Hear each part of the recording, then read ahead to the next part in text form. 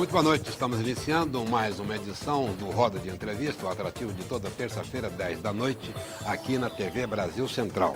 O nosso convidado de hoje é Marcelo Camorim. Ele é consultor empresarial, inclusive com experiência internacional.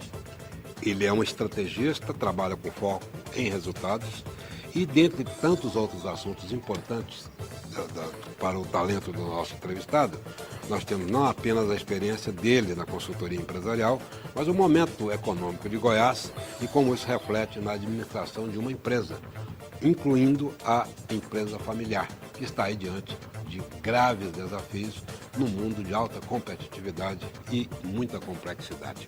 Comigo para essa entrevista um especialista também, que é o Cássius Pimenta. Ele é professor universitário e consultor empresarial.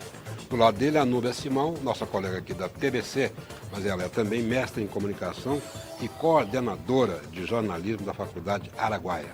Do outro lado, tem o Dias Mendes, companheiro de tantas outras jornadas. Ele está hoje na Rádio Aliança Notícias. E fechando a nossa roda de hoje, Laura de Paula, da revista Safra. Marcelo Camorim, muito obrigado pela sua participação aqui com a gente do Roda de Entrevista. Tenha uma boa noite e tenhamos um ótimo programa que eu vou começar já com uma provocação. Por favor. Eu acho que no mundo de alta competitividade, muita concorrência, nós temos o desafio da empresa familiar, que é um foco no qual você trabalha com muita competência também. Qual que é o grande desafio da empresa familiar hoje e por que ela está ou não está balançando nesse mercado tão competitivo? Primeiramente, boa noite a todos os convidados. Obrigado pelo convite, é um prazer estar aqui com vocês. O mundo hoje, ele é muito mais competitivo do que existia há anos atrás. E com o passar e é um processo mais ou menos novo, né, Marcelo? Claro, extremamente novo. Nós vamos conversar desde 2007, vamos dizer assim, o fisco ele vem cada vez mais aprimorando seus mecanismos de controle. E isso, automaticamente, as empresas elas estão se reestruturando, se reformulando para uma nova realidade de mercado. Então, por exemplo, até antes de 2007, 2006, se não me falha a memória, você não tinha todas as suas obrigações que eram feitas eletrônicas. Sim. Hoje você tem SPED contábil, SPED fiscal, nota fiscal eletrônica. Em São Paulo, Brasília, já tem o famoso CPF na nota, que na minha ótica deve chegar rapidamente a Goiás, que eu acho que é um instrumento fantástico de fiscalização. E isso, o que acontece? Você diminui a tua informalidade. Ela é muito pequena hoje. É reduzida, né? Claro, e isso o que traz para a empresa no dia a dia dela? Ela vai ter que se adequar às boas práticas de mercado num mercado competitivo.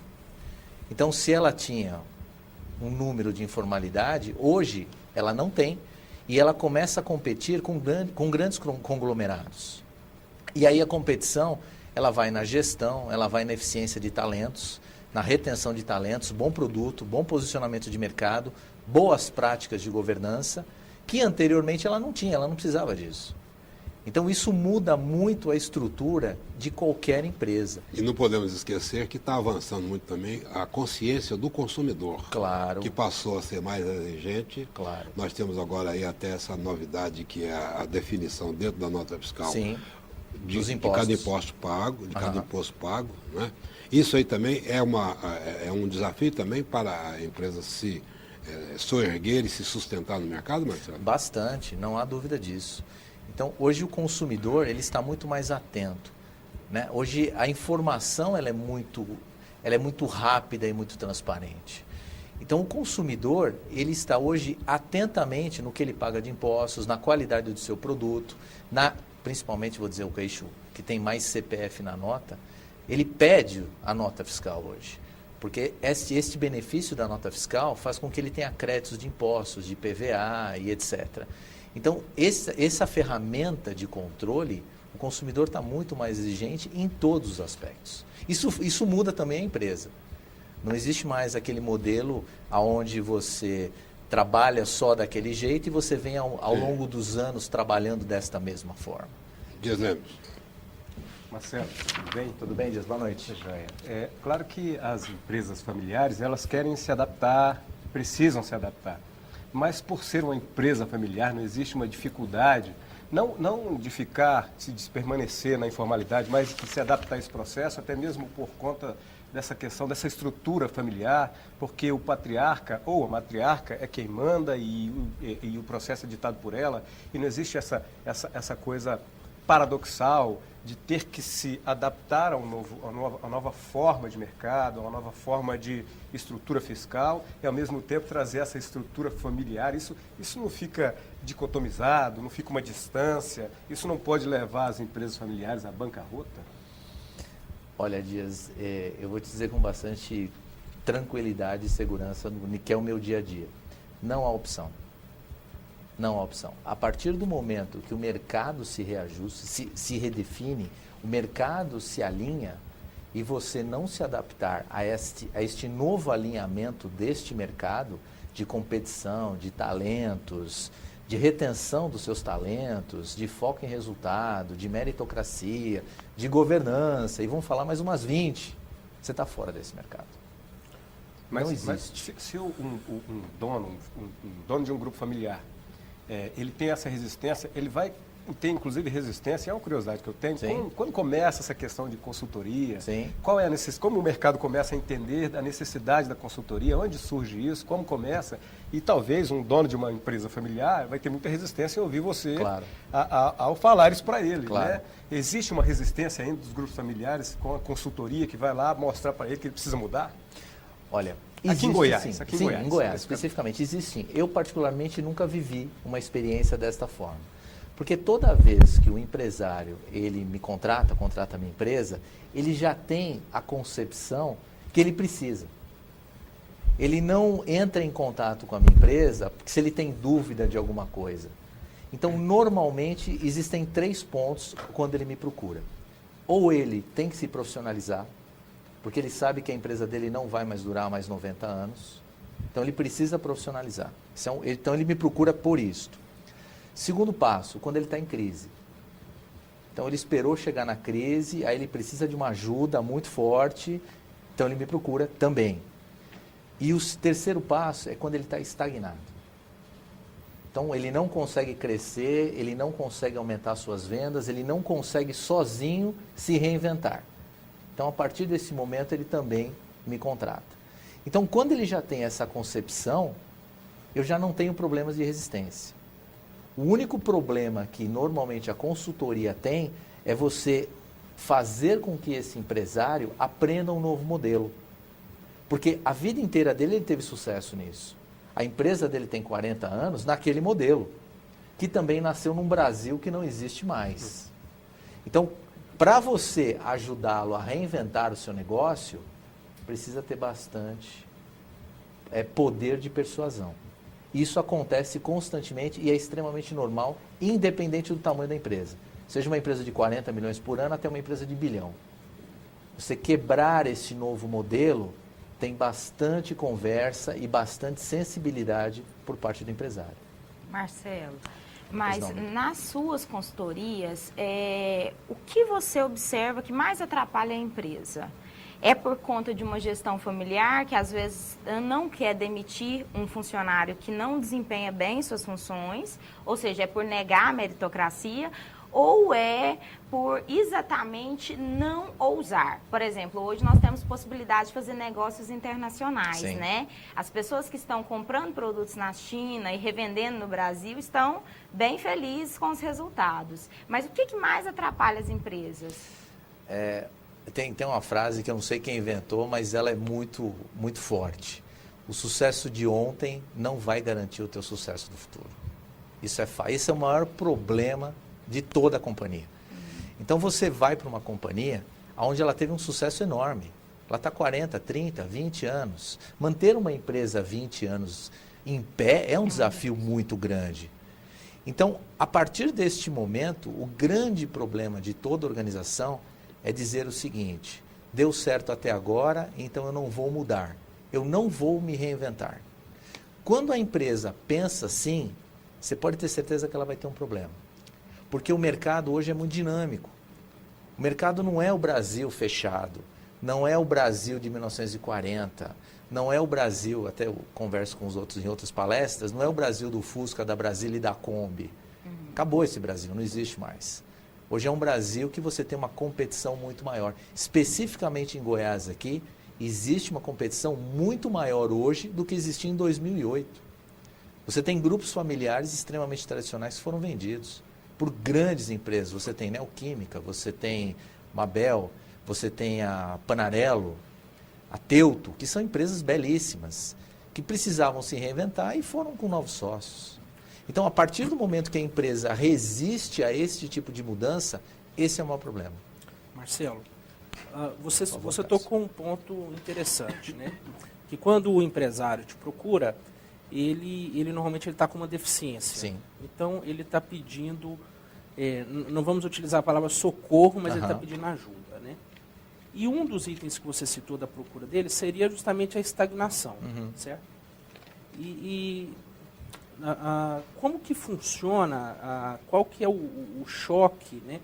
Eu acredito que nesse momento o próprio empresário recebe um choque de gestão. Sim. Porque quando o empresário procura uma empresa de consultoria, procura a sua empresa no sentido de que, olha, eu estou estagnado e eu estou precisando crescer, ele está vendo só a nata do leite. Sim. Ele está vendo só a ausência de crescimento de vendas, né?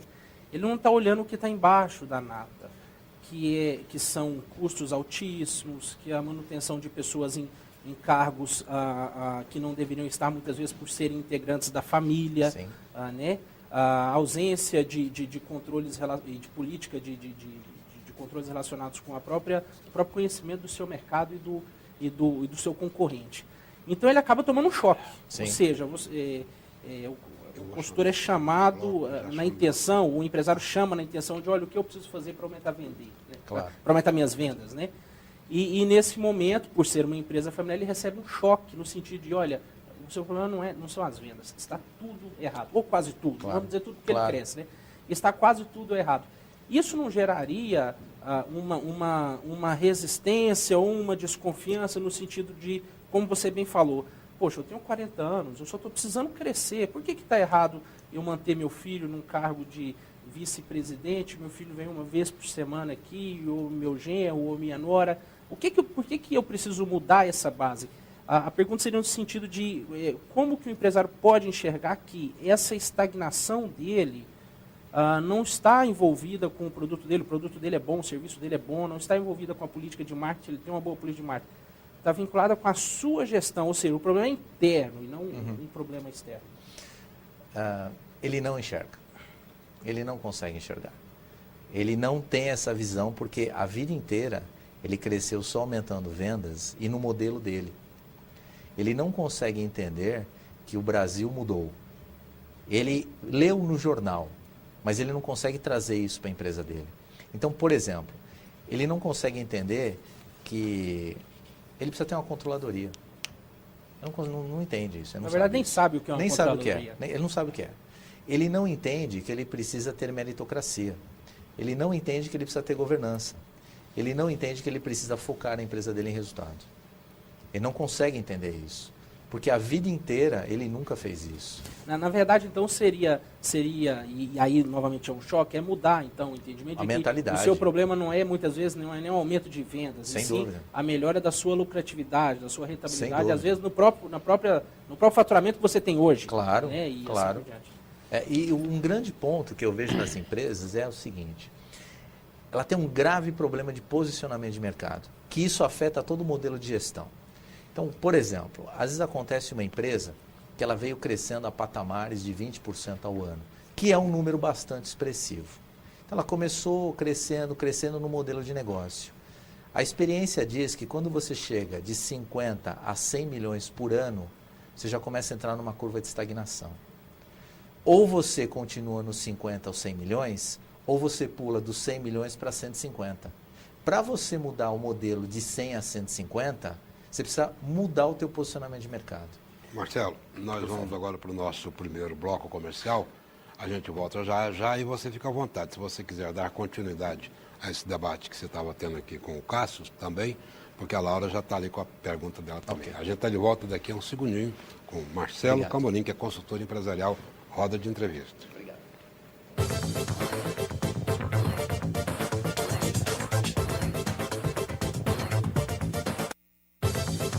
Estamos de de volta com roda de entrevista que está conversando com o consultor empresarial Marcelo Camorim. Eu chamo a Laura de Paula, a menos que o Marcelo queira ainda complementar as respostas que ele dava ao Cassius quando eu chamei este segundo bloco. Fica à vontade. Claro. Marcelo. Então, Cássio, finalizando o que nós estamos conversando, então o posicionamento de mercado ele é muito importante dentro de uma companhia. E para que este posicionamento de mercado mude, o modelo de gestão precisa mudar. Não adianta você tentar crescer a sua companhia num modelo que você cresceu lá atrás. Porque o mundo ele é muito dinâmico. Ou seja, a mutação é primeiro interna. Sem dúvida, sem dúvida. E a cada momento a companhia ela vive fases de vida. No momento de 0 até 50 milhões por ano é um momento de vida dela. De 50 a 100 é outro, de 100 a 150 é outro. E isso para o empresário, para ele entender isso, que ele precisa mudar, não é algo muito simples para ele não. E o mercado se ajusta com relação a isso. Então ou ele muda de uma forma porque ele quer, ou então o mercado vai fazer ele mudar com certeza. Não há dúvida disso. Marcelo, você estava falando em estagnação das empresas. Perfeito. É comum que elas atinjam essa estagnação após a fase de crescimento. Sim. Por que isso é comum assim no cenário? Tá. Porque quando você nasce, vamos imaginar o seguinte, você tem uma empresa e você tem um determinado produto num mercado qualquer. Então, quando você entra naquele mercado, como você é uma novidade, a tua chance de crescimento e a tua chance de fazer aquele produto uma forma muito mais atrativa ao consumidor é muito mais rápido.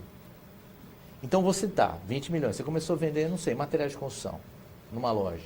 Então você começou a crescer, uma empresa começou do zero, você montou uma loja, abriu 2 lojas, 3 lojas, 4 lojas, 5 lojas. Chega num determinado momento que você começa a aparecer para o mercado. É como se o mercado deixasse você crescer. Teu concorrente é muito maior. Então você ainda não incomoda o seu concorrente. Ok? A partir daquele momento, quando você começa a incomodar o teu concorrente, ele acorda. Daí ele fala para você o seguinte, não, agora não, chega. Acho que você cresceu demais, agora você vai brigar comigo. E é neste momento que você começa a ter uma competição maior. E aí o teu modelo, se você não se adaptar àquela nova competição, você não começa. E quais são os riscos, Marcelo, da transição de uma empresa, um grupo empresarial, para um grande conglomerado? Olha, não são poucos não, são bastantes. É uma coisa que tem que ser muito estudada. Bastante. Não é fácil essa mudança. E uma empresa, que eu acho que é o grande desafio de qualquer empresa no mundo inteiro, que eu acho que é o que se fala mais, não só em Goiás, no Brasil inteiro, é mão de obra. O grande desafio para você poder crescer uma companhia é a sua retenção de talentos. Se você não conseguir reter os seus talentos, a tua vida fica muito mais difícil. E curiosamente, essa semana saiu uma pesquisa que mostra até uma posição bastante interessante do comércio em Goiás, porém, uma defasagem enorme na massa salarial do que paga esse pessoal. Sim. Então a empresa está se debatendo com esse desafio. Sim. Está crescendo, está estável no mercado, está avançando, porém há insatisfação nos seus gestores. Claro, bastante. E um desafio grande, aproveitando a resposta, um grande desafio das empresas, que não é muito comum no estado de Goiás, até onde eu conheço um pouco das empresas, é o investimento no seu talento. Sim. Então hoje, você, por exemplo, algo que é muito novo no estado de Goiás, eu particularmente não conheço muitas empresas que praticam isso, que é um programa que já existe no mundo inteiro, talvez agora as novas empresas que estão entrando vão trazer isso, que é o programa de trainee. Dificilmente você vai encontrar uma empresa de 100 Não está na milhões. nossa tradição, né? O Não é a trainee, tradição. né? E isso é a grande retenção de talentos que existe. Eu, por exemplo, a minha carreira começou num programa de trainee. E ali naquela empresa eu fiz carreira. Então, você não consegue hoje enxergar, não vamos falar de uma empresa de 500 milhões, vamos dizer no estado, vamos falar de uma empresa de 100 milhões. Dificilmente você vai encontrar uma empresa de 100 milhões que tem um departamento de recursos humanos. Ela pode ter um departamento pessoal. Você diria que nós ainda temos uma gestão mais ou menos amadora? Bastante, bastante. Mas isso está mudando. Ele está mudando. Está mudando porque o mercado está mudando. Né? O profissional, hoje nós temos inúmeras faculdades no estado de Goiás. Então, hoje, para você buscar um cargo gerencial, eu estou sempre nas empresas, estou sempre contratando ou recolocando alguém. Hoje, um cargo gerencial, você não conversa sem nível superior. Não há conversa. Antes, eu vou dizer em 2008, que é onde eu cheguei aqui, era muito comum você ver cargos gerenciais com segundo grau completo. Hoje, esse mundo não existe mais. Marcelo, As próprias empresas exigem isso. nós vivemos a era da comunicação. Sem dúvida. As informações e a maneira como elas transitam fazem as pessoas mudar posições, Sim. né? Como que você, numa escala de 0 a 10, qual seria o valor da comunicação, seja ela interna, para valorização de talentos, né, para valorização de funcionário, ou seja ela externa ou redes sociais, né? Qual seria o valor dessa comunicação hoje para uma empresa? De 0 a 10? De 0 a 10. 10, sem sombra de dúvida. Por quê? Hoje, comunicação, o grande problema das empresas é você, por exemplo, você tem uma determinada estratégia.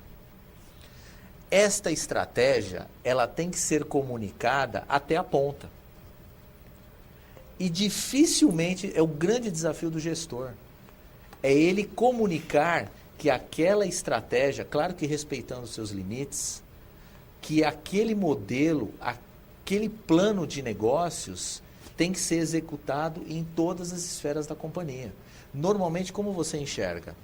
Você tem lá o seu conselho de administração, ou você tem a sua diretoria e sua presidência, e você traça as estratégias mais robustas ali dentro, de plano de 5 anos, como tem que ser feito, se a empresa vai crescer para a direita ou para a esquerda.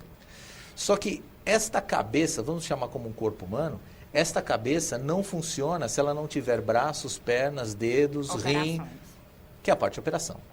Ela não funciona. E o grande desafio é você passar isso para a tua estrutura, para a tua operação. De forma positiva. Sem dúvida. E isso, por incrível que pareça, é um desafio gigante.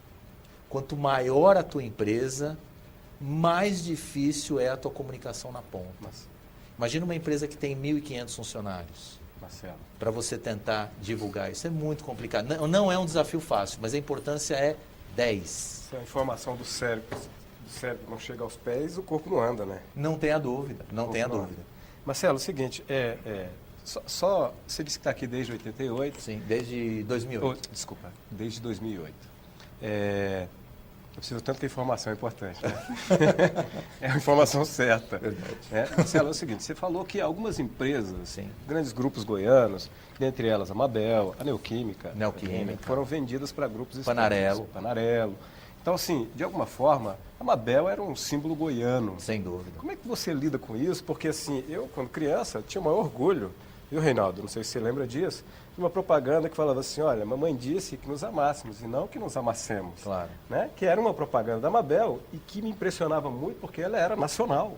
Claro. Então, até que ponto dessa questão da saudosista, de pensar que a empresa é nossa e agora está com um grupo externo, sofre uma resistência no mercado, sofre uma resistência com o seu público, com o seu consumidor, porque aqui nós goianos, nós gostamos daquilo que é nosso. Sem dúvida. Né? Gostamos de conhecer o dono da empresa, gostamos de ter esse relacionamento pessoal, de ser bem atendido numa loja, né? Nem que às vezes seja mais caro, mas por ser mais caro, a gente gosta dessa coisa intimista. Até que ponto você trabalha essa questão empresa, público, empresa que era num grupo familiar nosso, que agora não é mais, por exemplo, como a Mabel? Claro. Olha, a Mabel, o que eu conheço dela, é uma grande empresa, construída pela família lá do Sandro, e uma empresa assim com uma cabeça muito boa. Ela deixou de ser uma empresa de gestão familiar há muito tempo, que eu escuto pelo mercado, enfim, que eu conheço também um pouco a família. Então ela já era profissionalizada há muito tempo, com grande meritocracia, com grande foco em resultados, gestão de talentos e etc. Obviamente é uma empresa bastante tradicional, que até carrega o nome da família, e isso é muito pertinente à região. Mas eu acredito que ela chegou naquele momento que ou ela crescia ou ela tinha que ser incorporada. E aí chegou o momento de um grupo muito maior, que é a PepsiCo. Mas é um momento crítico, né? Momento crítico, claro, crítico. Então, até crítico para a própria PepsiCo, né? Porque a PepsiCo precisava crescer naquela época. Os Estados Unidos, no momento do subprime, que não crescia, que não ia, A Europa também com o seu momento de crise, o dinheiro tem que circular no mundo. Para onde tem que ir? Tem que ir para bons negócios. E um bom negócio, para eles, na visão deles, era a Mabel. E foi quando eles foram adquiridos, foram comprados, obviamente, né, pela PepsiCo, e agora é um grupo muito forte, muito sólido. Com certeza as boas práticas que a Mabel adotou, a PepsiCo com certeza manteve. Mas o ponto da regionalidade, eu diria para você que não há retorno. Não tem como. Não tem como você manter a um determinado tamanho de empresa a regionalidade. Ô, não Marcelo, tem como. nós Você temos passa daquele faturamento, não tem como você fugir disso. Na vida econômica recente do país, nós temos alguns exemplos de fusões que não deram Sem muito dúvida. certo. Eu vou examinar um caso concreto. Quando houve a fusão do Grupo Pão de Açúcar com a família Klabin, Sem dúvida. o caso Bahia. As relações hoje são absolutamente turbulentas. Isso aí é uma ameaça para os dois grupos? Você acredita em termos de colocação nos nichos do mercado? Olha, eu não acredito. Não? Eu não acredito que seja uma ameaça para os dois grupos, porque são dois grupos bastante sólidos. Essa briga é para ver quem ganha mais. Eu acho que na minha concepção pode ser uma questão de comando, uma questão de eu mando mais, eu mando outro e por aí vai. Mas não acredito que isso possa abalar a estrutura das companhias. São empresas extremamente sólidas. Foi uma fusão que deu certo. Deu certo e uma fusão que, na minha concepção, irreversível. Por quê? Porque os mercados estão se consolidando. Então você tem, falar do varejo especificamente, até que eu milito mais no varejo. Você tem a fusão de Ponto Frio, Casas Bahia e Pão de Açúcar e Extra, que virou a Via Varejo. Via Varejo. Aí você tem, paralelo a isso, o mercado se movimentou. E aí, aonde foi construído? Máquina de vendas. Aonde entrou Ricardo, aonde entrou Insinuante, aonde entrou Citilar, aonde entrou Salfer. Né? Então, eu participei um pouco da máquina de vendas, principalmente com a Ricardo Eletro. Então, é um grupo extremamente sólido de 9 bi. Então, o mercado, ele vai, assim a Luiza também se movimentou. Sim. Então, eu não acredito que o mercado faz as acomodações sem do dúvida, modo natural. O mercado se ajusta, o mercado se acomoda. E eu digo que esse movimento de fusões e aquisições, ele é irreversível. Ok, nós vamos agora para mais um bloco comercial. Obrigado. Tem que faturar também. Claro. Já já a gente volta aqui com o Marcelo Camorim, consultor empresarial, roda de entrevista. Obrigado. Cassius.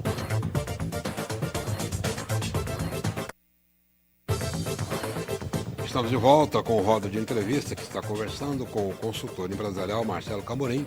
Este terceiro bloco eu passo a responsabilidade para abrir aqui o Cassius Pimenta. Cassius.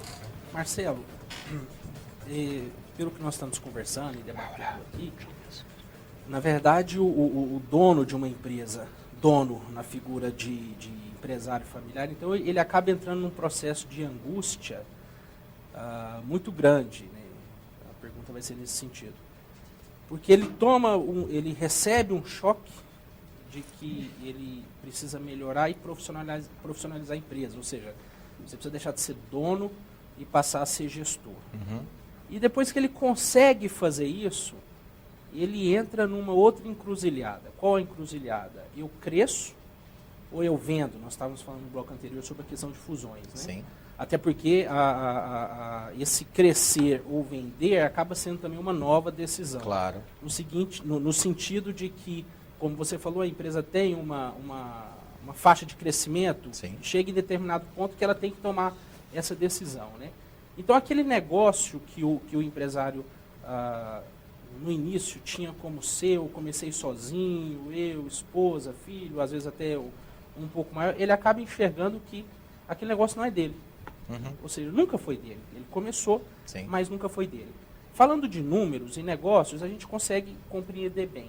Mas pela sua experiência, pelo que você tem visto, a família dona, né, sócia, né, como que ela recebe isso em termos emocionais, não vinculados a dinheiro? Porque, tirando questões de dificuldade financeira, a empresa já está numa condição que já conseguiu construir um patrimônio para os Claro. sócios, né?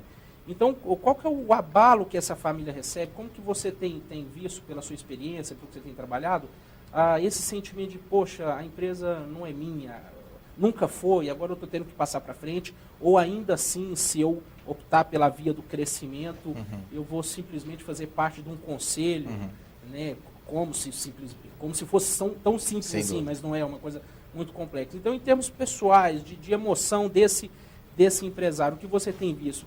Depressão, recebe bem, demora para receber, alguns não se... Porque eu já escutei casos de empresários que venderam seus conglomerados, né? E não tiveram mais aquela alegria de viver, porque, poxa, vendi, né? Como se fosse um filho, né? Perdi um filho. Né? Claro, é verdade. Um dos trabalhos que eu faço dentro desse modelo de consultoria é principalmente trabalhar a família.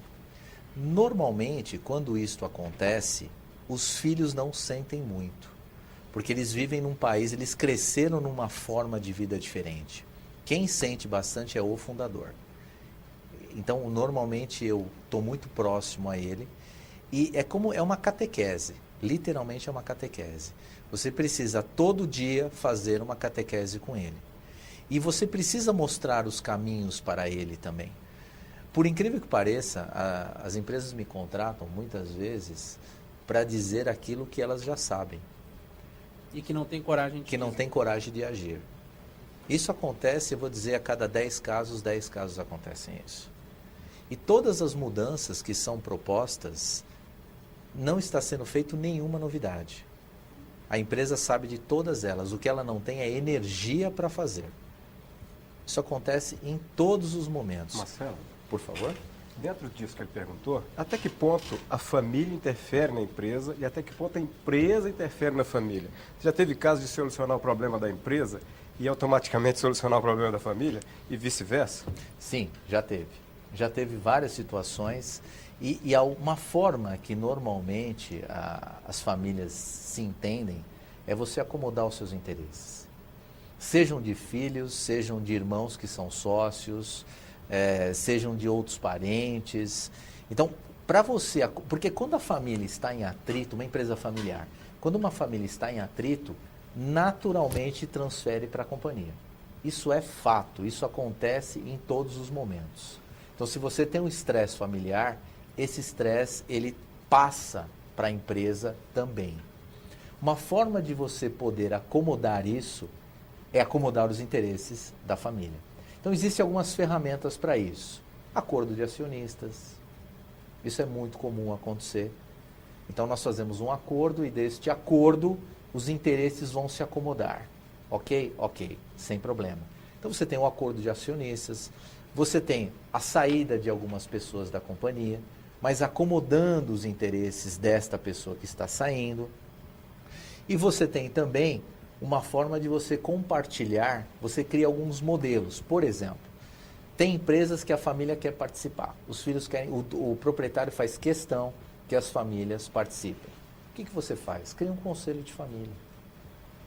Então, aquele conselho de família faz com que eles participem da empresa, do que está sendo feito na empresa. Aquele conselho não tem atribuição de ficar olhando se o pneu foi trocado ou não, mas ele tem uma atribuição de acompanhar as estratégias da companhia. Porque o meu trabalho ele tem começo, meio e fim. Quando ele termina, aquele modelo que foi implantado, ele tem que seguir. Ele não pode parar. Então você começa a acomodar a família naqueles interesses. Cria o conselho de família, cria o conselho consultivo, faz a preparação dos sucessores. Isso é dentro do conceito do pertencimento, né, de uma totalidade. Claro, claro. Porque me parece que é inescapável o impacto de você profissionalizar a gestão da empresa que cresceu. Sem dúvida. E às vezes isso inclui a exclusão de pessoas da família Mas para sem você dúvida. colocar profissional Sem dúvida. da área preparado para aquela Sem tarefa. dúvida. Sabe, todo mundo me pergunta se eu tenho alguma coisa contra a empresa familiar. Eu digo que eu não tenho nada contra. Nada contra. O que eu tenho contra são pessoas inadequadas em cargos inadequados. Então, por exemplo, existem empresas familiares que o filho foi extremamente preparado. Sim, com Nossa, ele fez uma carreira lá fora. Então, quando ele chega na empresa, ele é tratado como qualquer profissional, como nós. Ele não é o filho do dono.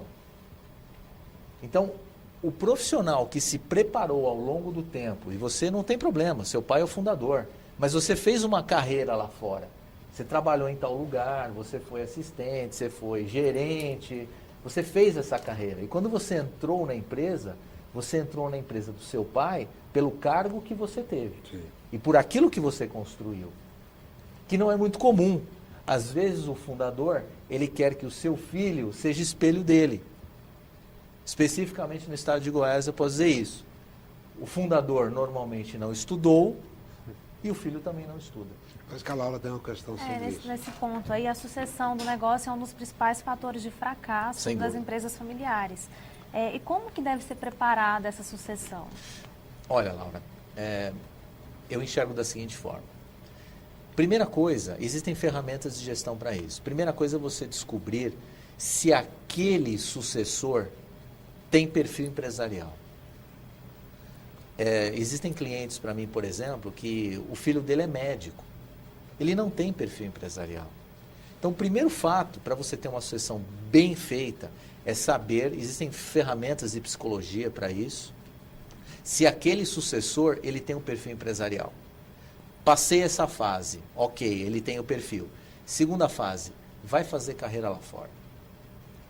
Isso. Vai trabalhar em trainee, vai ser trainee, vai estudar no exterior, vai trabalhar num banco de investimento, vai ter chefe. Eu defendo, tem que ter chefe.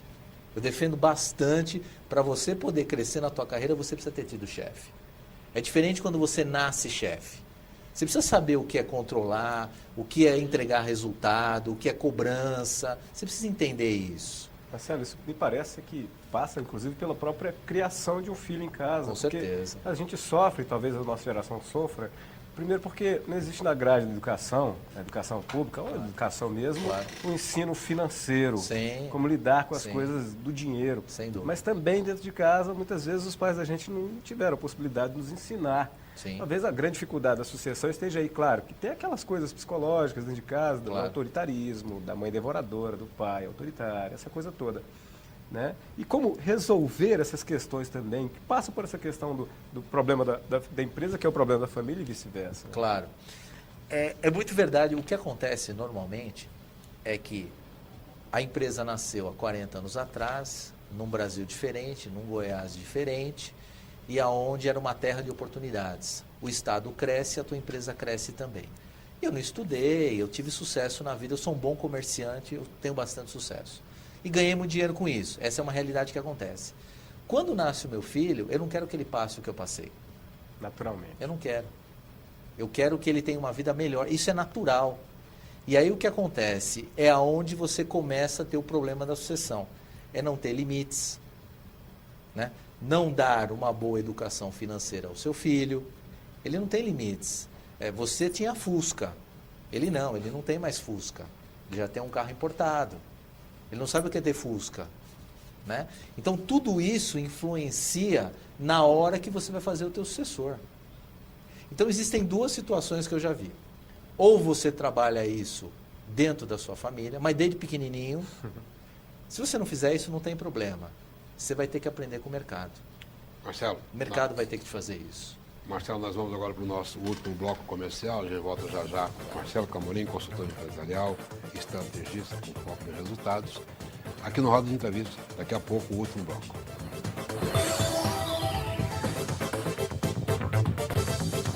Chegamos agora ao quarto e último bloco deste Roda de Entrevista desta terça-feira. Estamos aqui com o consultor empresarial, Marcelo Camorim. Marcelo, uma coisa que frequenta a minha curiosidade, até porque eu sou muito questionado, como sou comunicador, por pessoas, as pessoas da cidade, o cidadão comum. Nós tivemos recentemente um forte movimento de eliminação, eu diria assim, da pequena empresa de comércio farmacêutico aqui em Goiânia. Goiânia é brincadeira, cada esquina que você vai tem uma farmácia, mas não tem mais as farmácias tradicionais, tem os grupos. Drogazil, Pague Menos, Rosário e vai por aí. Que é um segmento Entrou agora a Raia. que é do grupo Drogazil. Isso. Mas como é um segmento que você conhece muito, você acabou de dizer que você atuou muito nessa Sim. área, o que explicou esse fenômeno? Isso é um pouco por força da entrada forte no mercado do medicamento genérico? Bastante por isso também. Mas não só por isso. O eixo Rio-São Paulo, ele não tem muito mais espaço. As empresas estão buscando novas oportunidades em novos estados. Eu vou te dar vou até lembrar com um exemplo aqui, que é o grupo das drogarias São Paulo, na fusão com a Pacheco. Sim. E entrou forte aqui em Goiânia Sem também, dúvida. como entrou em outras praças. Sem dúvida. Então, o eixo Rio-São Paulo, obviamente são os maiores mercados, mas eles estão bastante lotados, bastante Então tem que movimentados. sair fora, né? Eu tenho que sair. A empresa, ela vive um ciclo de crescimento. Ela não pode se estagnar. Então, se aqueles mercados já estão completamente saturados ou parcialmente saturados, eu preciso buscar novas oportunidades de negócio em novos locais. E o estado de Goiás foi um ponto disso. Então, aconteceu, entrou aqui em 2007, se não me falha a memória, a Drogasil, porque antes aqui só eram regionais, entrou o Drogasil em 2007 com um novo modelo e com uma competição e uma empresa muito grande, muito sólida. E a partir daí, novos mercados e novas empresas vieram, que é o caso do BTG, que virou a BR Pharma, que montou um guarda-chuva e comprou várias empresas de dono. Comprou Drogaria dos Pobres, comprou Rosário e outras mais que estão no guarda-chuva. Então, esse é um movimento irreversível. E aqui em Goiás não é diferente. Agora, o que acontece? Isso é bom para o consumidor, porque você tem hoje uma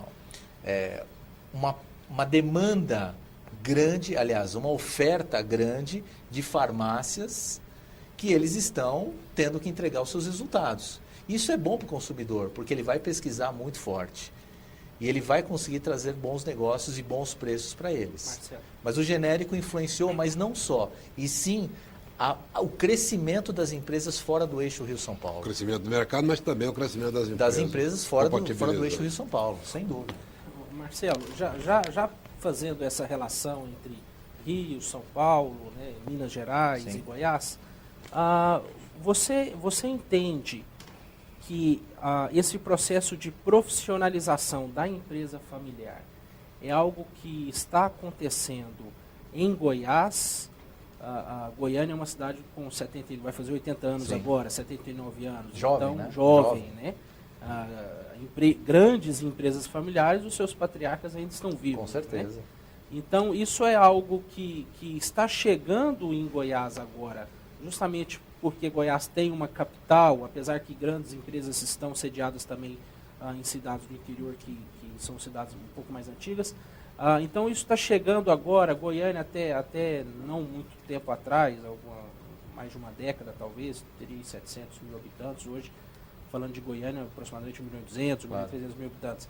Então, ou é isso, ou isso é algo nacional. Não, Cássio, nós não podemos separar por regiões, por exemplo, Claro. Específico por Goiás. São Paulo também tem muitas empresas familiares, Minas também. Ou é algo que nós, goianos, estamos vivenciando agora, porque já existem em outros estados, ou é nível Brasil? Não, nível Brasil, com certeza. Sem dúvida nenhuma. E esse movimento é um movimento irreversível e eu, assim, tenho absoluta certeza que esse movimento irreversível, ele foi causado pelo fisco. Nível Brasil, mas não nível mundial. Nos mercados competitivos, o que nós temos que entender é assim, o Brasil foi 30 anos fechado.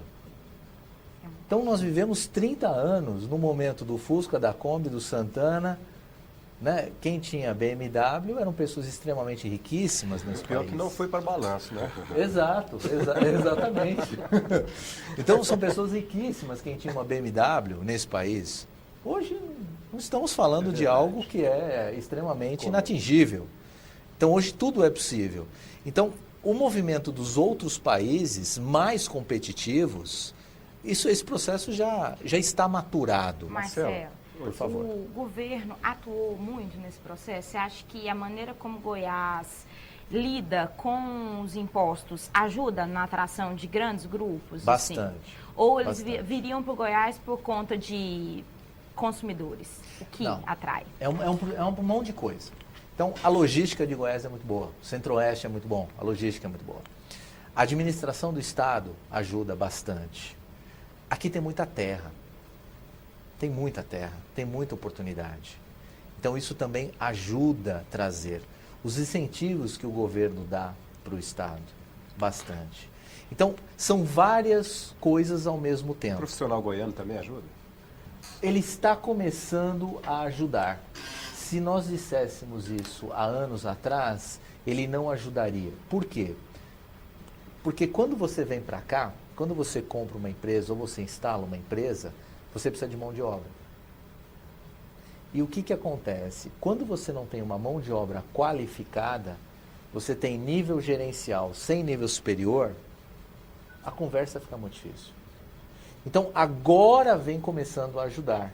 Eu atuo nas empresas, das empresas que eu passo, normalmente nível gerencial é superior completo. Marcelo, diante dessa profissionalização, vamos invocar aqui uma palavra muito usada, essa globalização, Sim, que de fato hoje ela é real, ela é palpável, é viável. Eu hoje, por exemplo, quero abrir uma empresa familiar.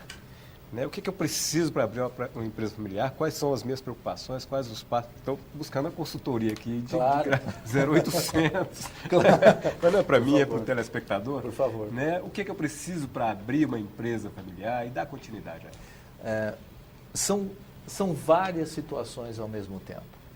Primeiro, obviamente, o tino comercial, o tino empresarial. Isso é fundamental. Ninguém numa empresa, quando nasce controlando. Você nasce vendendo. Isso é fato. Então, o tino empresarial é muito importante. Depois, seu produto precisa ser aceito no mercado. Né? Eu até escutei um dia uma palestra que um advogado estava comentando que um grande grupo empresarial procurou ele, que queria ter uma solução para a empresa dele, que era uma parte jurídica. Aí ele falou assim, mas qual é o seu produto? Máquina de escrever. Não tem jeito. Não existe mais. Então, conhecer o seu produto é muito importante. Entender de gestão é muito importante. Isso é fato. Não adianta só você entender de vendas, entender do seu produto, ser um empreendedor e não entender de gestão. Porque gestão envolve pessoas, envolve números, envolve posicionamento de mercado, envolve entender de um pouco de contabilidade e finanças, que é muito importante. Então, são várias habilidades para você abrir uma empresa hoje. Para você crescer. Abrir, eu digo para você que não é difícil. Você pode abrir um bar, você pode abrir uma cafeteria, porque é mais fácil de administrar. Agora, quando você quer crescer e quer ser uma empresa grande, essas habilidades você precisa pelo menos entender que precisa ter. Ninguém nasce com todas essas habilidades. Normalmente você nasce como um grande empreendedor. Mas ao longo do tempo você precisa entender que isso é muito importante na sua carreira e no seu sucesso. Marcelo, Pois não. suponhamos que eu queira abrir uma empresa, mas eu posso escolher entre pessoas da minha família e pessoas de fora. O que, em termos assim até de relações ali dentro da empresa, o que é melhor para mim? É selecionar esse pessoal que é da minha família, que talvez seja mais fácil a relação, ou alguém que é ali de fora? Igualdade de condições. Claro. Suponhamos que ambos vão têm condições de dar a mesma parcela de investimentos naquela empresa. O que é melhor para mim? Eu diria para você, como sugestão, que você fizesse um misto disso. Parte, se você tem pessoas da sua família que têm condições de serem empresárias, ok, eu defendo isso. Mas é importante ter divergências de opiniões. Então, eu traria parte família e parte profissional. Eu não faria 100% familiar, não. Marcelo, Pois uma não. coisa que nós não tocamos diretamente foi a questão da abertura de capital. Sim. Qual o momento correto de fazer a abertura de capital de uma empresa? Isso é uma pergunta bastante difícil de você saber o momento. Você tem empresas que lá antes de 2008 viveram numa pujança do mercado de capitais. Mas muitas empresas cresceram, abriram o mercado, pegaram muito dinheiro no mercado, conseguiram se capitalizar. 2008 veio a crise do subprime. O mercado desandou, fechou para esse tipo de capital aberto. Então, muitas ações que estavam no topo caíram drasticamente o valor dos seus ativos. Agora o mercado vem tentando se recuperar. O momento exato, obviamente, é quando o mercado está propício a isso. O mercado está mais aberto e existe uma motivação no mercado para isso. Hoje, esta motivação ela é muito de cautela. Muitas empresas estão tirando o pé hoje de abertura de capital. Eu estava lendo até outro dia, acho que foi no Valor Econômico, a Pague Menos, ela quer abrir o capital já há um bom tempo. Ela está estudando e se preparando para abrir o capital na Bolsa de Valores. Eu acho que ela já tirou já umas 2, 3 vezes. Pelo que eu li no Como Valor. o Grupo Votorantim acabou de tirar o pé também. Como o Grupo Votorantim. É um segmento de cimento, quer dizer, fazer uma abertura É isso mesmo. para o mercado. Que é uma empresa Extremamente interessante sólida. a citação do Grupo Votorantim, porque é uma empresa familiar. Sem dúvida. Exatamente. Uma empresa familiar De controle e que, familiar. de controle familiar e que conseguiu desenvolver todas as etapas de gestão necessárias, Com certeza. né? Mas E há que que hoje se está destacar- aí na terceira ou quarta geração coordenando e trabalhando a nível de mercado. Há que se destacar o valor do patriarca, né? Claro. Claro. Entende o processo. O Marcelo, eu acho que há também um outro fator de impacto muito forte, que é a excessiva burocracia que predomina no país. Sem dúvida. Por exemplo, se diz, quem é do ramo, que é relativamente fácil abrir uma empresa, mas é infinitamente difícil Sem fechar dúvida. a empresa. Sem dúvida. Isso, e até Sem que dúvida. ponto se pode desestruturar uma empresa familiar? Olha, existem países onde a abertura de empresa e o fechamento é infinitamente mais rápido do que nós no Brasil. Tudo isso, a abertura, o fechamento, isso não motiva o empreendedor. Quem já teve uma empresa e tentou fechar, sabe que é extremamente... Às vezes demora 1 ano para você fazer todos os passos. É melhor migrar para um outro segmento de Com vendas. certeza, com certeza. Então, essa burocracia atrapalha muito o empreendedorismo. E uma empresa, é aquilo que eu comentei, ela não nasce já profissional, ela nasce familiar. Então, por toda essa burocracia, é muito complicado você estimular hoje aquele empreendedor que tem um tino comercial muito forte a empreender na sua empresa. O custo do Brasil é um desafio também para o Mas é empreendedor. muito forte, muito forte. O Brasil é, de novo, 30 anos fechado. Vamos dizer que nós abrimos as portas desde 1990, que com a abertura do governo Collor e etc. Começou por ali. Começou por ali, vamos dizer. Então nós temos de 90 a 2013, nós temos pouquíssimos anos. Pouquíssimos anos de abertura. Então ainda o Brasil está aprendendo a ser um país aberto. E existem ainda A sua segmentos expectativa, fechados. você que é experiente, é positiva? Eu acho que o Brasil está no caminho certo. É. Ah, sem dúvida nenhuma. Mas agora, hein, depois de tanta manifestação, Sem e dúvida as coisas nenhuma. estão começando a andar no país. Sem né? dúvida nenhuma, com certeza. O Brasil está no caminho certo. As empresas se interessam pelo Brasil. O Brasil é um país atrativo. Você vai afora, você vai em qualquer palestra, em qualquer congresso, se fala do Brasil. Você que tem experiência internacional também, o conceito brasileiro continua predominando a despeito Com certeza. das crises todas que temos. Parece que agora está começando a mudar um pouco esse cenário. Claro. Mas ainda o conceito brasileiro ainda é bom. Não tenha dúvida disso. O Brasil ainda é um nicho bom para investir. Bastante, bastante. Se nós falarmos de América do Sul até América Latina, é um grande país.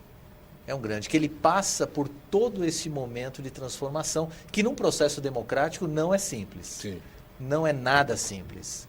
Então ele vive, eu acredito que ele está no caminho certo, eu acredito que a sociedade brasileira aprendeu a democracia e ela está exercitando, veja as ruas, né? Exato. Acho que, como parafraseando aí o ex-presidente, nunca na história desse país, né? Nós conseguimos ver isso, não é verdade? É verdade, mas eu acredito bastante no Agora eu Brasil. queria um conceito seu, da sua experiência. Você é também um estrategista com foco em resultados. Claro.